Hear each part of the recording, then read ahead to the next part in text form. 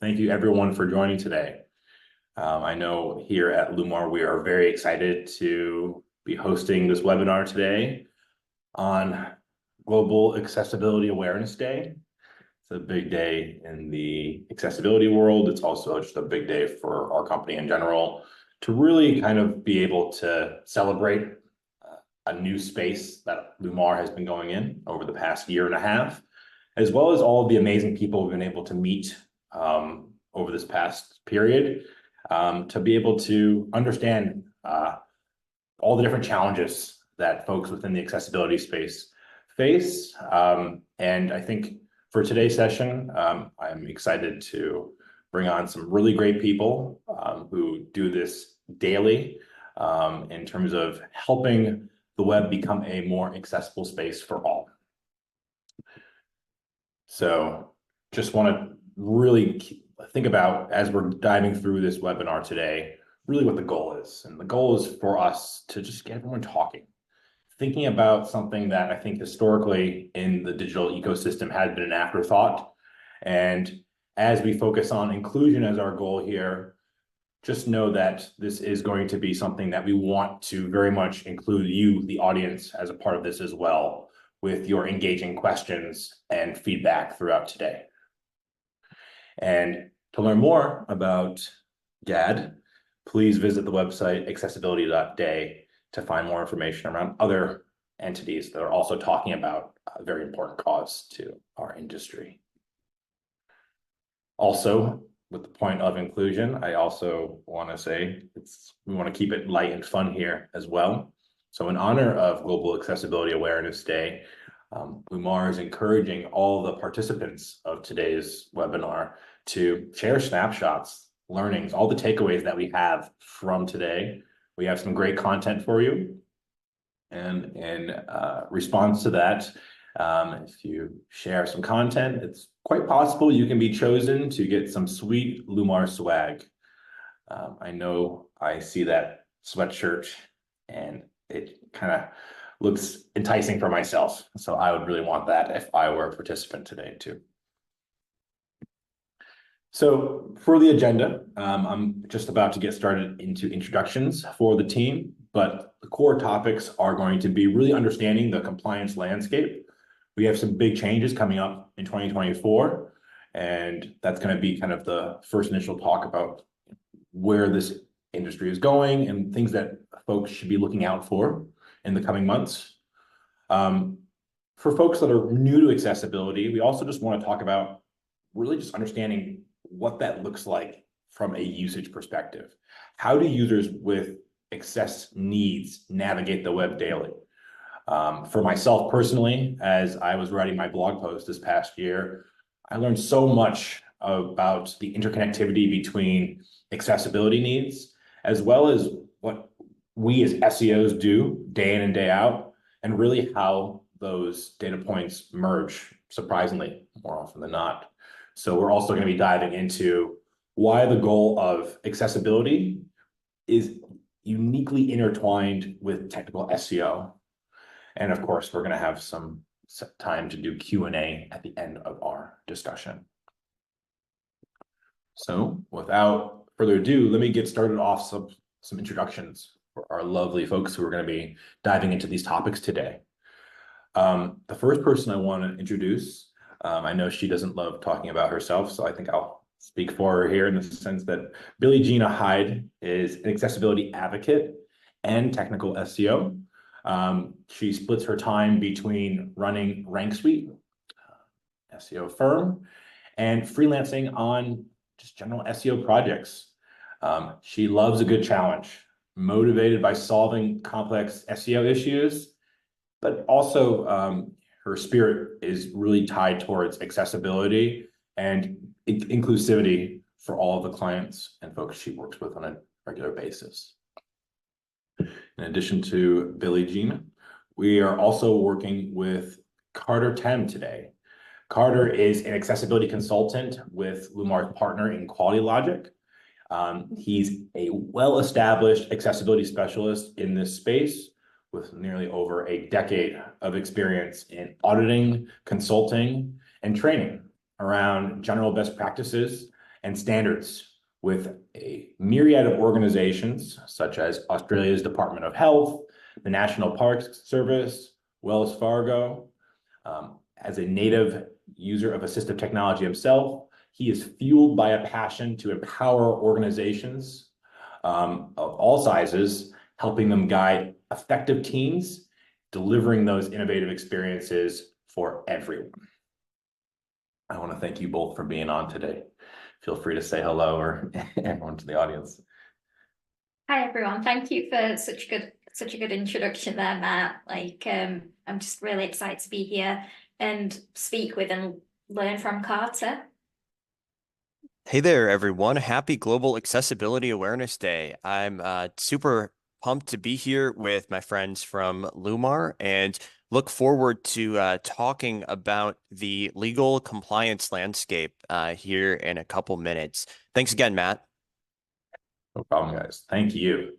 Before we get started, I just want to have a couple of housekeeping items for everybody on the call who wants to engage. Feel free to type into the Q&A box any question you have in regards to the content. I and Lumar's marketing team are going to do well to try to answer as many questions as we can and really just speak to the specific needs that come up throughout the content we feel today. Also, just feel free to shout any general feedback. We'd love to hear feedback. And just so we can obviously work to be better as we continue to do more of these great webinars in the coming year. And also just know that this content will be on demand. You probably noticed the recording icon that came on right at the start of this. So this is going to be shared via email in the coming days. And you should also know closed captions can be enabled for this presentation today. So wherever you can see that within your Zoom settings, feel free to add those captions. But first things first, just want to kick off with a poll question. We love poll questions here at Lumar.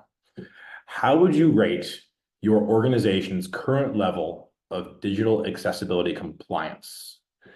You guys should see that poll question pop up on the screen here. Answers range from fully compliant, partially compliant, not compliant at all, and I don't know. I'm very excited to see the results of this. I'm so nosy. Me too. Me too. Okay, unfortunately, I cannot vote, but hopefully everybody was able to get their chance to get their votes in. And just from the initial poll question, response is overwhelmingly partially compliant at 83%. Definitely curious from the folks who have answered partially compliant, what they think some of those gaps are into reaching full compliance, as well as the folks who were able to achieve full compliance, which we know in the accessibility space is always a very, very hard thing to do. What was that road like to getting there? We'd be really curious in the chat box, some of those responses. Okay. So to kick off with all the great news and interesting insights from the compliance landscape and accessibility, I'm going to hand it over to my man, Carter. Thank you, Matt. Again, my name is Carter Temm, and today I'm going to be talking about the legal and compliance landscape. There have been a lot of updates in the last year, definitely so in the last 13 years since Global Accessibility Awareness Day was started. One thing I kind of want to challenge you to do before we get into this is really think about this in the context of you and your company. GAD is a great time to review the obligation that we all have to ensuring that our customers are able to access our products in a convenient and straightforward way. So taking a trip over to the European Union, we will kind of cover two major pieces of legislation. The first one, you've probably heard of it if you're doing business in the European Union. It's called the European Accessibility Act, or EAA for short. This was introduced in 2019, and with a goal to ensure that digital products and services are accessible to people with physical and cognitive impairments across the entirety of the European Union. Now, this is going to impact everyone who does business in the European Union. Before, most of the laws were based solely in the public sector. This is going to apply to the private sector as well. So irrespective of whether you are a full service firm in the European Union, or maybe you're a small mom pop shop out of California shipping one product to the EU, you still have to think about this act. Another thing that's unique about the EAA is that it relies on member states, each of the EU's member states, to enact their own laws that mirror the European Accessibility Act, which define their own standards. They must enact these laws by June of 2025, and penalties can range from small fines to even jail time in places like Ireland. Again, if you operate in the EU, if you haven't considered this yet, we highly recommend you do so, as 2025 is going to see each of the member states enacting some of those laws.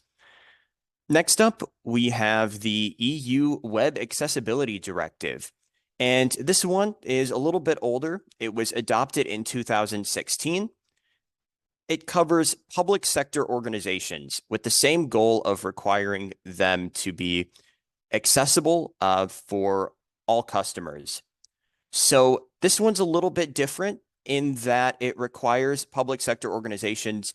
So just to clarify what I mean by that, I'm talking about government entities and anyone who contracts with or does business with them. It requires them to create a feedback form. So if anyone has issues accessing the content with their assistive technologies, or maybe seeing or reading the content there, they have a feedback form that's extremely easy to use, and they can work with customer service and developers to make sure that those issues are resolved.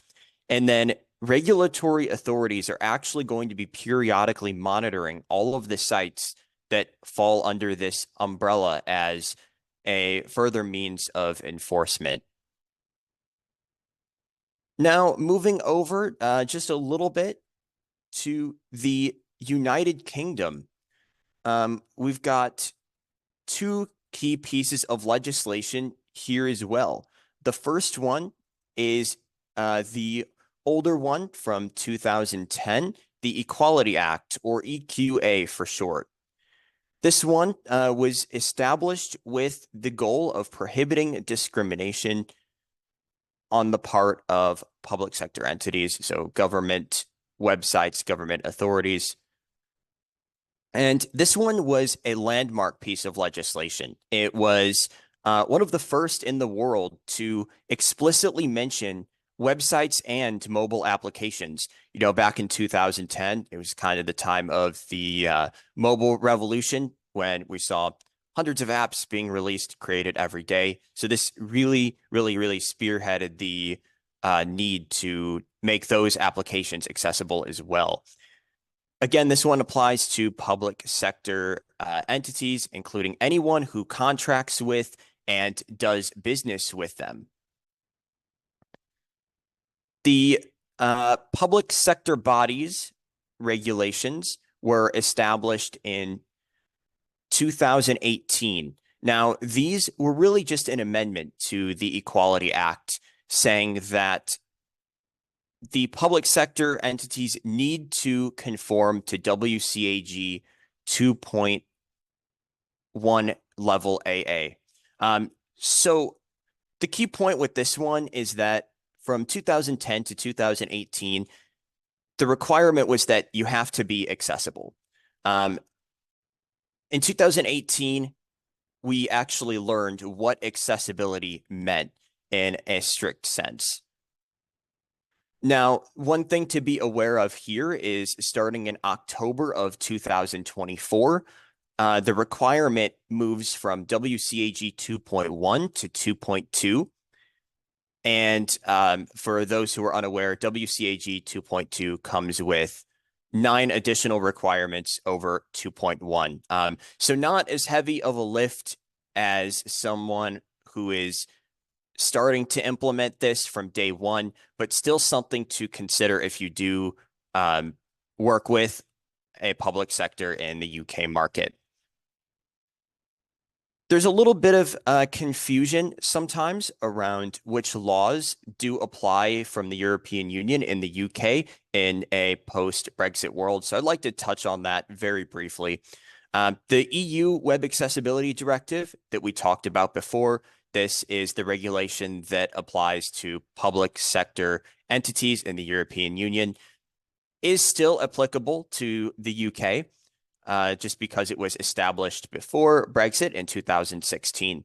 So the key takeaway, at least here in the UK, is that if you are a public sector entity or of any kind or do any sort of work with them, you kind of have no excuse. This should be top priority. And then sailing across the pond, let's go over to North America and talk about the United States a little bit.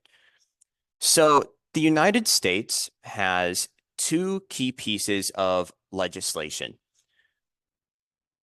And I like to kind of define these in terms of categories. So the first we'll touch on is the federal law, which is the Americans with Disabilities Act, which is established in 1990 with the goal of prohibiting discrimination toward people with disabilities on the part of employers, government entities, and places of public accommodation, which are going to include pretty much any company that customers are going to get services from.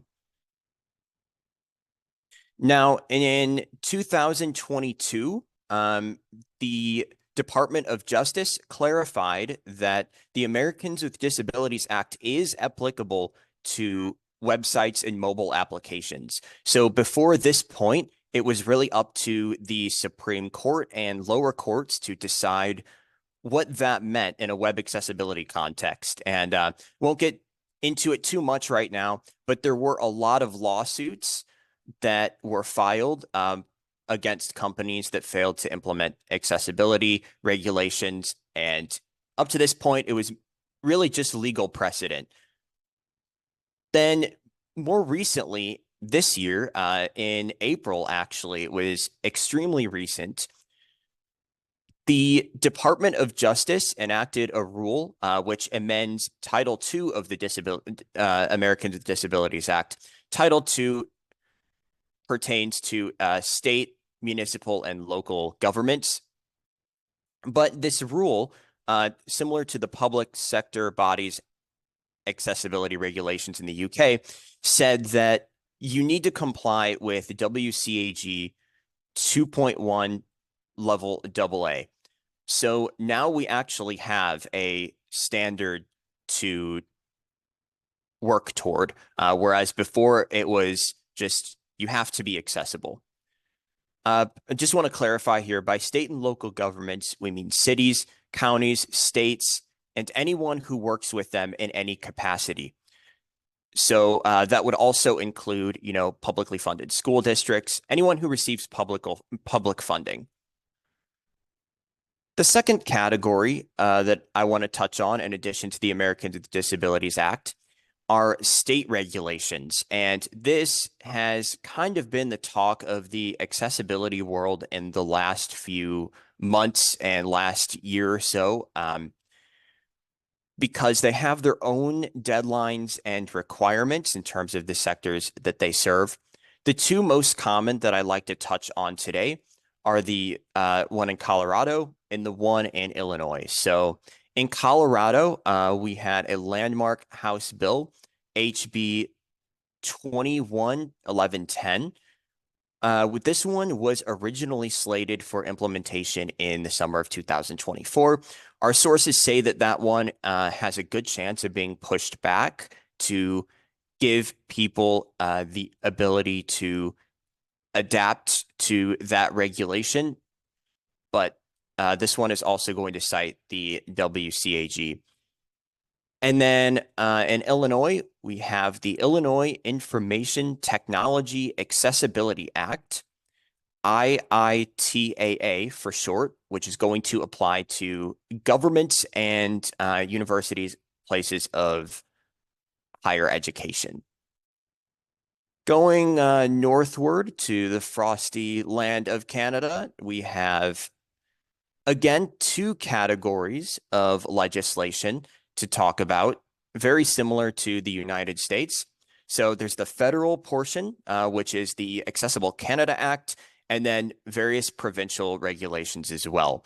So the ACA outlines a process to remove barriers. They say, and I quote, establish a barrier-free Canada. There are gradual deadlines for the public and private sectors.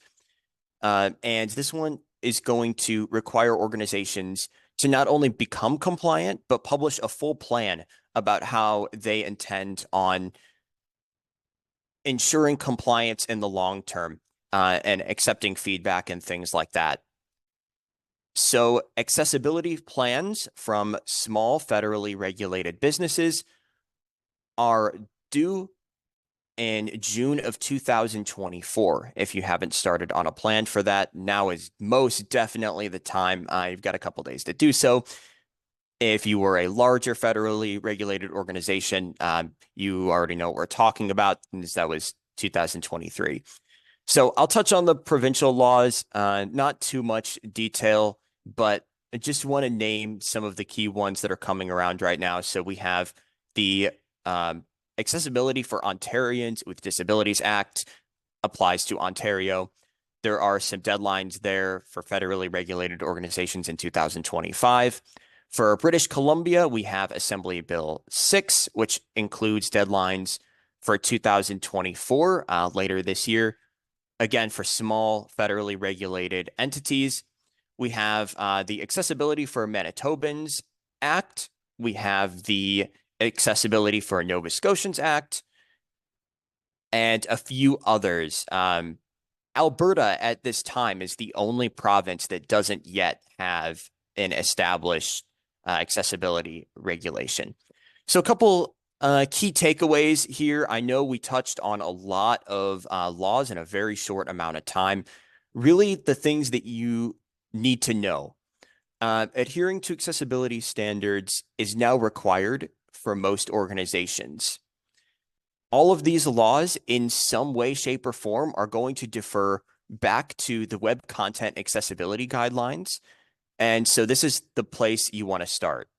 And then failing to comply is not only illegal, it jeopardizes your search engine ranking in a pretty big way and excludes a lot of your users. We want to think about being proactive instead of reactive in a legal landscape. A lot of the time people are reactive, new law, get out the balance sheets. It's so much more profitable, convenient, and beneficial in every way to be proactive with these things. So that all having been said, we'd like to present another poll question. And this question is going to go into a little bit more detail on the one that we asked before. So right now, we're asking about the primary driver for your organization's digital accessibility efforts.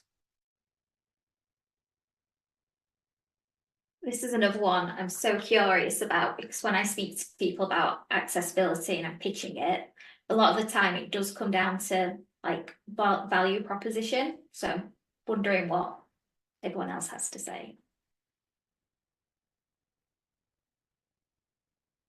Options are legal and regulatory compliance, enhanced value proposition, customer demand, inclusive culture, or something else. Let us know in the chat too, guys, by the way, if what that other something else, what the other motivator is. We'd love to know. I love what someone just said in the chat. Oftentimes the drivers are very different on a personal level from a company level. I also found it really hard hitting I think I'm the only person that cares and tries to push that we work on it. Often it is just one person that can be a big driver and a big change for a company. So I really hope you keep on pushing and don't get disheartened, and you can make a really big change to the web. It can be that one person who does have a personal motivation or something unique to them. That passion can spur organizational change. It just takes one person, guys. The not as overwhelming as responsive last time, but the number one concern for folks, it makes sense, is legal and regulatory compliance.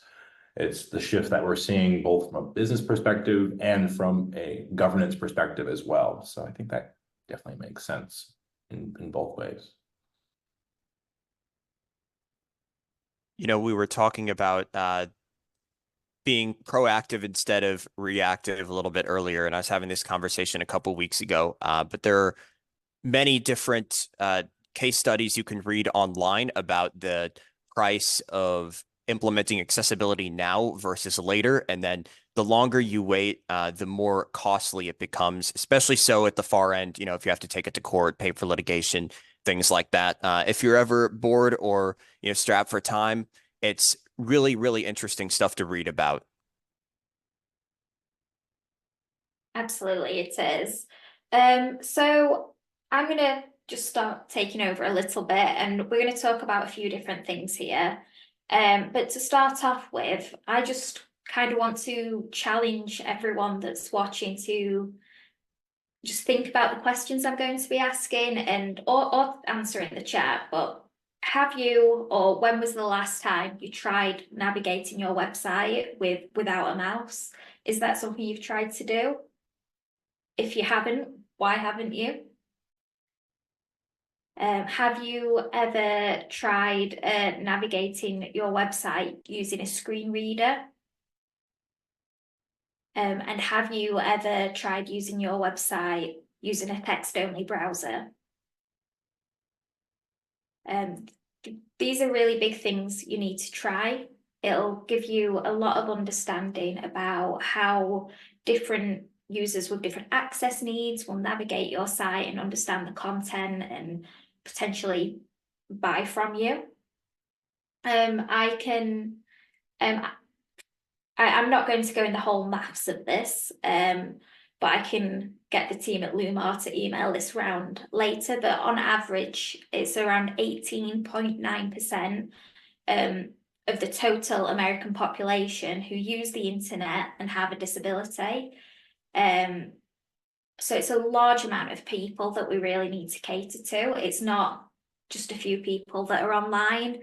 It's massively important that we create an accessible website and create a great user experience. So what we can do as SEOs, we can use a lot of things to make everything a much more accessible experience through technical SEO and through content. So I'm going to just talk to you about a few different things that I do as an SEO. So if you haven't ever tried to navigate a website without using a mouse, you'll need to tab around. So that's using your tab key to move essentially from link to link on a web page. It'll help you navigate that, and then open the links by using the enter key. Try navigating your entire website like that. It's really important that you have a really clear navigation, so that it can follow that in the logical order, the exact order that you'd expect a user that doesn't have any access needs to navigate the page using a mouse. Once you've done that, turn off JavaScript and see what the navigation is like. Again, using the tab key.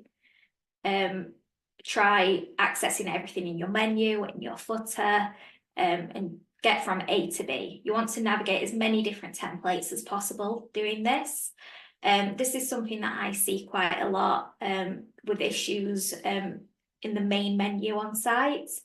It drives me absolutely mad, I'll be honest. It's a real big bugbear. But I found that sometimes when you disable JavaScript, that you can't actually access the main categories of a site. It's really weird, and a lot of stuff doesn't work there. So please try that out. And then finally, while you're doing this, make a note, whether it's on a spreadsheet. I'm a spreadsheet girly. Everything I do is on a spreadsheet somewhere, but write it down in a document, whatever. Make notes, and what is that experience like? Review it, because you're now accessing a website in a very different way. So take time and go, okay, is the experience the same? Can I purchase things correctly? Like, if you can get in a stage in experience where you can get to the point of checking out and doing the full user journey, do that, because it's not just the pages that we want to rank in SEO. It's actually about getting to that conversion as an accessible user as well. So I can't talk about tabbing around without talking about links. So please make sure that the links can be clearly distinguished from other text. There's a reason that links have always traditionally been presented in a way of that like blue color that's not like a bright blue, but you know what I mean, with an underline. It stands out, it looks different. It's really, really important that your links stand out and don't just blend in. Not just for accessibility reasons, but sometimes I get a bit anxious that links just blend in and they're trying to almost be hidden. So you'll accidentally click on a link or something like that. Again, links should follow the tab order. So that's the order. When you're pressing the tab key, you should go horizontally and then down the line, horizontally, then down the line. I don't know if they fixed it. I've not been on their site in a while. This will be particular for the UK people in the audience, but I've not actually checked if I'm allowed to name and shame, so I'm gonna wait for Matt to nod or shake his head and just talk around it a sec. Sorry, are you okay to just go back one, Matt? There's a big supermarket chain here in the UK that if you go on their HTML sitemap, if you tab around, you don't go through category by category, you go down and then go down, and it's an absolute nightmare. And then the final point here is try to make sure the navigation is the same on all pages. I do accept navigation changing between logged in and logged out, but I see a lot of the time, especially in SaaS companies, if you're on a certain product and they've got multiple products, that the navigation might change a little bit to cater the section you're on. Ideally, we want that main navigation, the main menu, to be relatively the same. And now if you can move to the next slide, sorry about that. So how does this all connect? By checking these work correctly, it means that users are getting that better experience, but also it can help Google understand and navigate your website better. We know that Google follows links to find our pages, and that's its crawling process, and then it'll go on to index things. But it's really important that it can kind of understand the same logical order. Although Google doesn't come on our page and use the tab key to navigate things, it can help it access pages easier, especially with things like JavaScript turned off, stuff like that.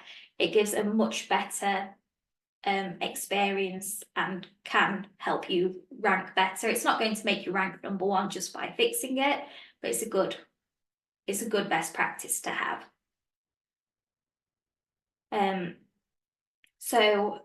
More on user experience is one of my favorite topics at the moment.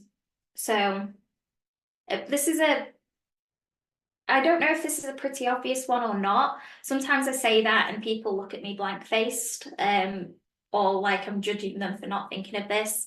But make sure that your page has the properly defined and uses header, body, and footer sections, a screen reader, and tabbing around, things like that need to understand the formation of the page. Zoom in. Zoom in as much as you can while you're on any page of your website, and make sure that it's still viewable, you can still navigate it, and everything still functions correctly. And while you're zoomed in, you need to check whether your scrolling works correctly, that you're still just scrolling like up and down horizontally, and not vertically. Sorry, I'm doing all the big wild movements now, I realise. And this is going to give you a good understanding of what it's going to be like for a user who could potentially, if you're on a phone device, they could have limited mobility, they might not be able to scroll left to right as easy as up and down, they might not realise your content's going to get cut off, and it's going to create a much worse user experience for you. And then the final part that I just want to talk about, I'm saying content ideas for the European Accessibility Act, but I think this applies to everything basically. So there's no tool that's going to be able to tell you specific content ideas. It's very much about thinking outside of yourself to come up with them. But as part of the European Accessibility Act, it's important that websites, whether it's e-commerce, banking, travel, have more accessible products and services. Sorry, I realise I've put the same point there twice. It's really important that there are fewer barriers when accessing transport, education, and the job market. And it's absolutely vital that you make these changes. I'm sorry, I can't remember what point 2 was, and I've made a mistake there. But if we move on, I can give you some examples of what you can do to better your content for accessibility. And again, this works for every law, every regulation. Please use it. This is something that directly affects a lot of people, and it's something that directly affects myself. So this is something that I look at when I'm on people's websites. But if I'm visiting somewhere, whether it's a museum, a restaurant, a train station, an airport, wherever in the world, I do look to see if there's a dedicated page around the accessibility of business locations. And there are search volumes around this. It's beneficial for you to have. It's not huge, but it can help convert. But say if your business is only accessible by stairs, or if you've got a ramp, or if there's lifts available, explain what you do to cater to your disabled users. Also have details about disabled toilets, changing facilities, things like that. If there's a quiet space, if you recognise like sunflower lanyards, which are various accessibility schemes. In the UK, there is a scheme called radar keys for people that have bladder and bowel conditions. If you have a disabled toilet, but it's not accessible unless you have a radar key or ask permission, say that, because it does cause a lot of stress for users with access needs. And also say if you do quiet hours for shopping, which are great for people that are neurodiverse or elderly or disabled, it's just a great thing to have. So that's one big thing to do for locations. Talk about your technical capabilities. So say if you're a bank or a self-checkout, you're a parking meter, anything that's mechanical but people use in their day-to-day. Say what the technical capabilities of the machines you have. So if you have an ATM, does it have a headphone jack? Does it have Braille? What are you catering to? And this is something specific to the European Accessibility Act. It's a requirement that all ATMs have a headphone jack going forward. Also say if it can connect to Bluetooth, say if there's simplified language options, say if there's multiple language options online on your location pages. Massive quick win there. And then finally, travel services. All you have to do is, sorry, I remembered when I was writing this, I was actually going to sing that because I was watching Gilmore Girls at the time. But I'm not going to do that now. But talk about what you can do as part of your travel services. What assistance do you offer? Do you have people on the floor that are there to help people? Do you have conductors? What is there? Is that on every every form of travel that you have, whether it's train, bus, or plane? What training do your staff have? Are they trained in disability awareness, first aid? What can they do? How can they support people? And also, what accessible precautions do you have in place?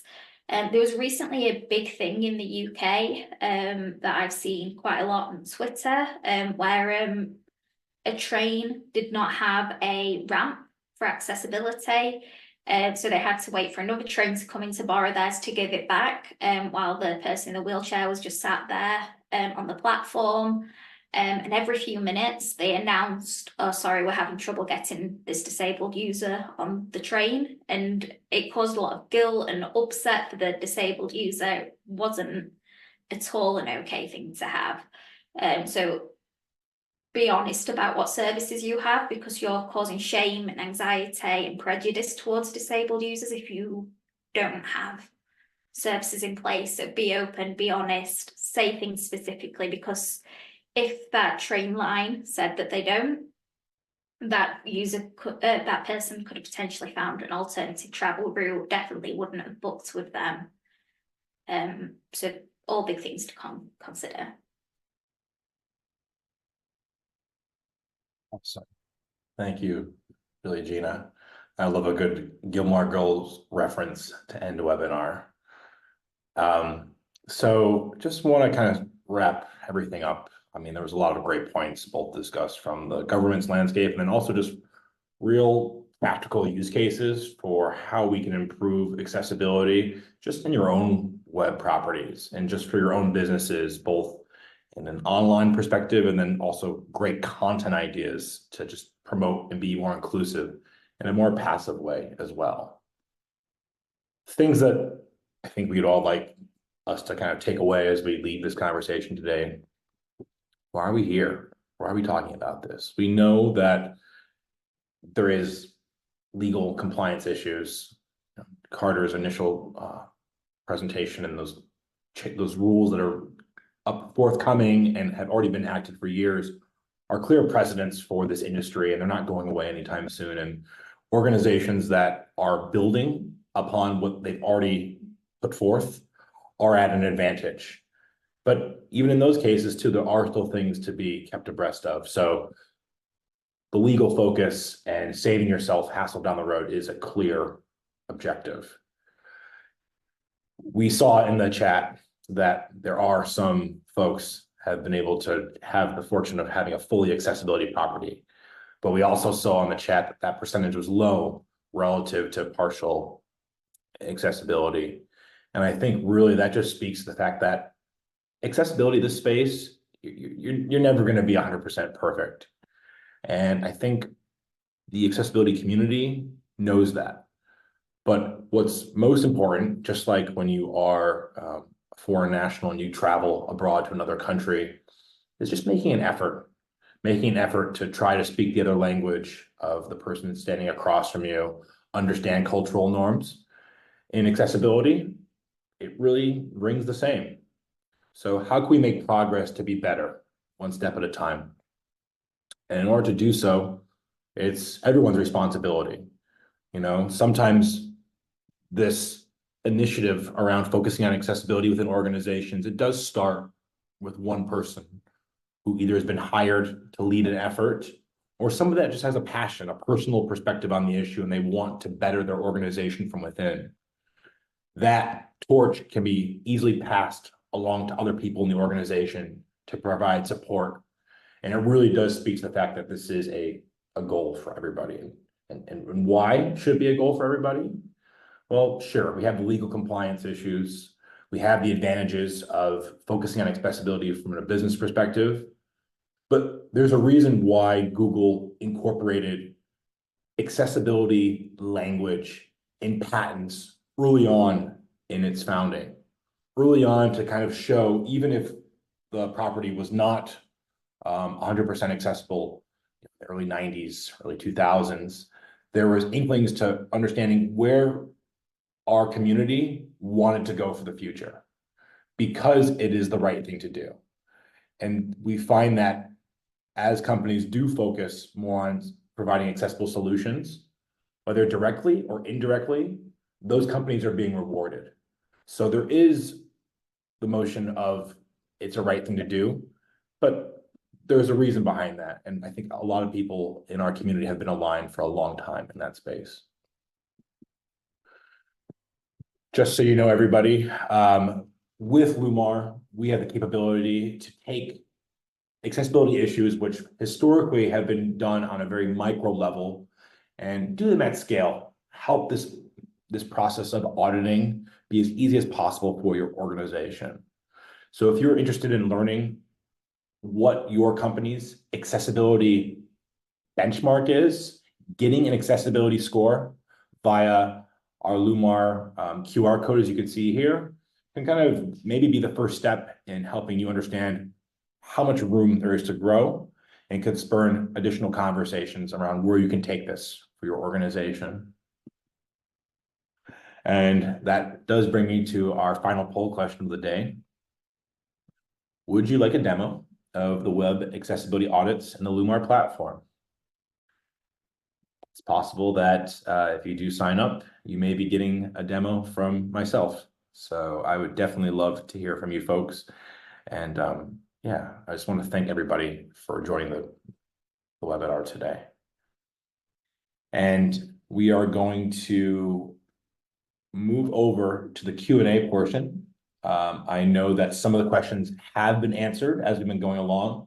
So I really want to thank our partner, Clyde Valentine, who's been kind of sitting in the background from Quality Logic to help answer those, as well as our panelists as well. So I'm just going to pop over to my QA list just to see what else has come up. Give me 1 second, guys. Okay, we got some good ones in the queue. The first one, and if this has already been answered, I'm going to apologize in advance, but one that I see, and this was one in the chat. How do you foresee the quick advances in AI impacting web accessibility in the next 2 years? I'm going to open that up to Clyde, Carter, Billy. What are your thoughts on this topic? So I think AI can be fantastic, but I really believe that accessibility requires human input as well as business insight. There's only so much AI can do. I wouldn't trust any tool that says, oh, if you run this AI plugin, it'll make your website 100% accessible, because there's not one solution to accessibility. I have never seen a website that is 100% accessible to everyone, because the human experience is so different and there's so many different needs. But if there's something that can successfully automate some tasks for me, I'm all for that. So tools that could check and correct color contrasting issues, as long as they can stick to brand guidelines, potentially alt text generation, things like that. I'm all for testing, but I like to still have the human part is just always something that we're going to need. Yeah, to kind of piggyback off of that, I think we're going to see a lot in the next few years, especially. We're already starting to see things where, AI provides a lot of help with automation, things like that. But the dangerous piece of accessibility and AI implementation that I've seen so far is, and anyone who's played with a large language model can tell you, the AI is going to act like it is correct constantly. AI has an ego. And the problem with that is just because there's so much of a subjective experience in what, our different users are going to face. When you have someone who maybe doesn't have as much experience auditing for accessibility, and the AI is stating something as fact that is inherently very subjective, you're going to run into a large inconsistency there. So I think, use it to augment your practice, use it to help you along, even sometimes, use it along with user input for a second opinion. But we definitely need to continue to amplify the subjective experience and learn what our customers are ultimately doing and how they're using our products. I mean, I could talk about this stuff for hours and hours, so I'll kind of end it there, but never undermine your users. Never forget about that. A lot of the time we see people bringing users in for testing, and customers love to provide their feedback on your product and feel like they're embedded into that process.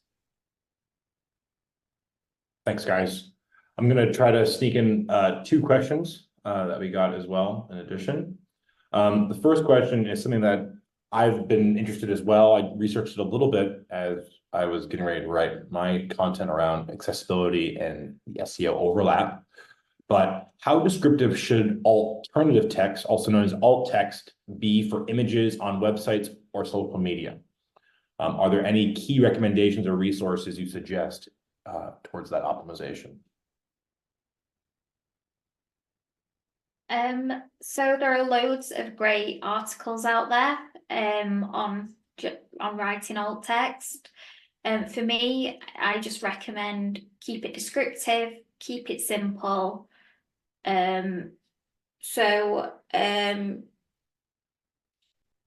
Like I don't bother writing like an image of, a photo of. I would just be like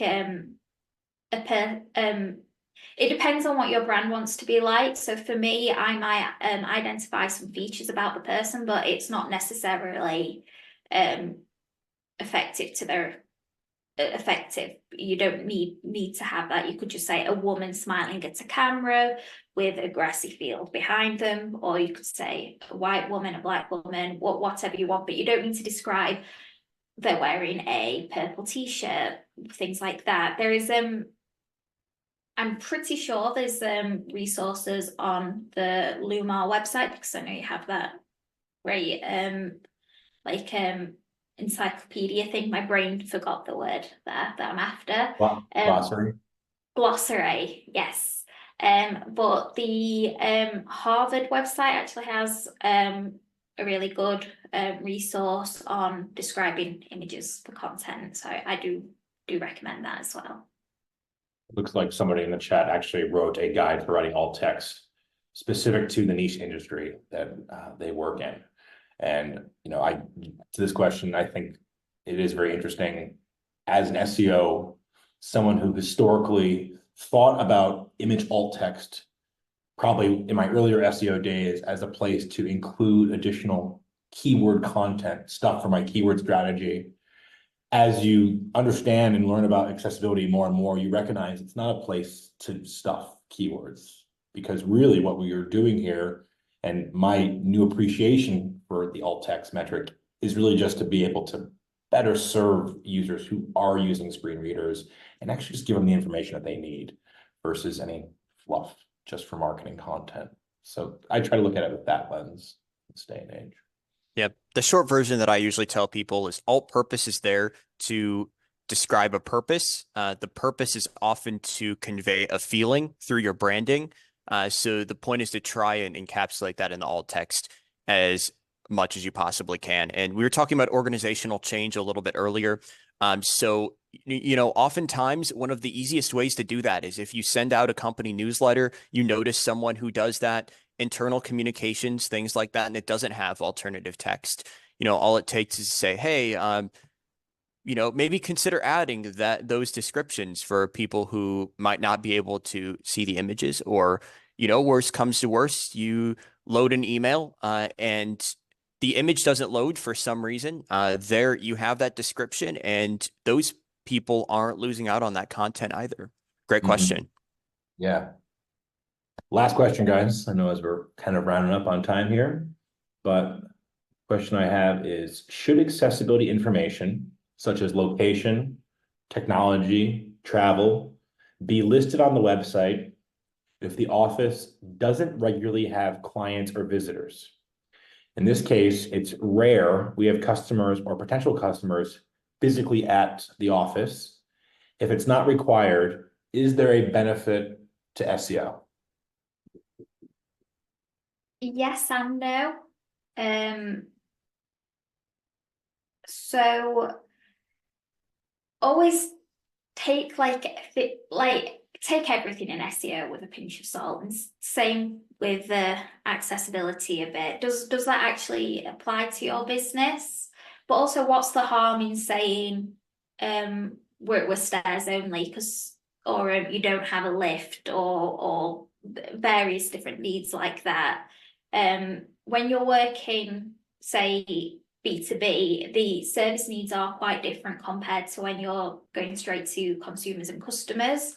However, somebody could be applying to a job for your company. You could be office based, and a big factor of whether they apply or not would be if they can actually access the company, if they can get into the building. So I potentially wouldn't go as into detail for just like a local B2B kind of business, but I would say yes, there's a ramp to get into the building, and then there's a lift. I would give information like that on the off chance it does help someone. It's not a requirement, it's not a regulation, but I just think any way that you can better serve the people that you're working with, you should absolutely do that. Guys, I really appreciate everyone's time today. And there's a lot of content being served here, but I know we probably didn't get a chance to answer everybody's questions. Hopefully we covered a lot of it, but I want to implore the audience just to take a look at the bottom of the screen here at the Twitter handles for Billie Geena and Carter Temm. If you guys have any questions or want to ask specifically questions related to the content they presented today, please ping them and engage with us post webinar. We really want to hear from you, everybody. And anybody that's interested in our technology as well and how we can serve you to serve both accessibility and SEO needs, Lumar is here for you as well. I think that's all I have for slides. Just know if you guys want to dive deeper, as I mentioned before, by checking out this QR code here, we can definitely set you up with an accessibility health score to understand your industry benchmark against where you guys are at today. And this will be shared, as I mentioned, in a few days, but the Quality Logic Accessibility Industry Update is available on their website, where you can find that as well. And just so you know, everybody, our next webinar coming up is on June 5th. So not too long away. And we're going to be talking about forecasting in SEO, which I think is something that if you're in SEO and looking to understand attribution and building ROI, this will be definitely a topic you'll be of interest. I know I'll be there for it. Guys, thank you everybody for joining us today. This was fun. I want to give a special shout out to Billie Geena and Carter Temm, Clyde and Paula for helping us put this together. And have a great day, everybody. Thank you. Enjoy Accessibility Day. Happy Accessibility Day.